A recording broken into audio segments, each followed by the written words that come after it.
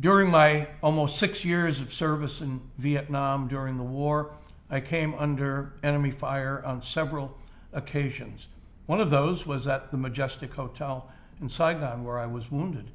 Another came when I was district senior advisor in Duc Ton district, and a Viet Cong defector came in and surrendered to us and painted this incredible story and picture of how in a province, several provinces away from where we were, there was a Viet Cong military base, operating compound, ammunition supply, just the kind of target that we would be looking for. And the defector drew a map and was willing to lead troops there. So we jumped into our Jeep and drove down the road to the Vinh Long Army Airfield, where I went in to find the commanders of helicopter units. And I'm saying, I've got a defector here. The defector knows where this important enemy supply center and headquarters is. With this information, we can act on it, but I need to get to this other province. And so the commander made a helicopter available. We were soon sitting in the back of it, flying down the Mekong River to Ba Xuyen province, which was 40, 50 kilometers away. At the same time, contacting American advisors there and American naval units. So when we get there, we're in touch with the Navy, U.S. Navy commander of swift boats and the local South Vietnamese Army commanders. Put together an operation, and we're loaded up onto 4 or 5 of these swift boats, which are river brown water craft, but that can hold 15 or so people. And we're going to, with the defector, with me along, we are going to go and assault what was called Viet Cong Island. There was no government presence on it. The government knew this was a forbidden territory, but with this information, we were going to assault it.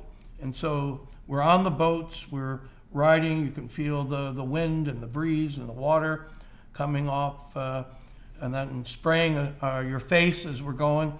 And we turn, and all the boats are coming in to assault this island, and they're firing at the island, and now the shots are coming back. And I had never been in this situation before, and as people are firing their weapons, there are tracers. And you see the tracers, these red bullets that are giving off a glow, and they're coming, and every one of them looks like it's coming right at you, that it's going to come and hit you between the eyes. So we're crouched down, assaulting. The rounds are cracking nearby. We hit the island, all of the troops are off, and we start moving inland on these trails, booby-trapped trails. And as we did this, you'd hear booby traps going off and explosions, all designed to keep a force like ours from getting in there.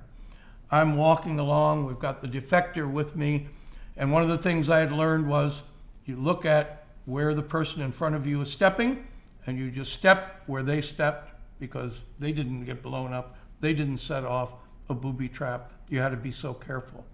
Eventually we make it in, we get to the headquarters, the Viet Cong, with the shooting that was going on, had evaded, had retreated, had gotten out of there, but we got the documents, all of the ammunition, which were able to blow up or cart out.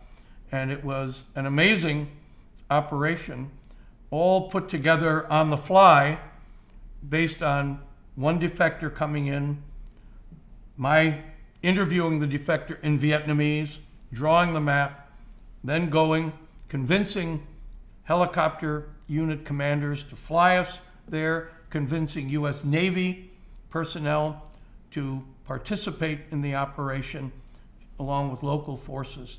So it was an amazing adventure, but what I really remember was that sight of those tracers coming off looking like they're coming right at you.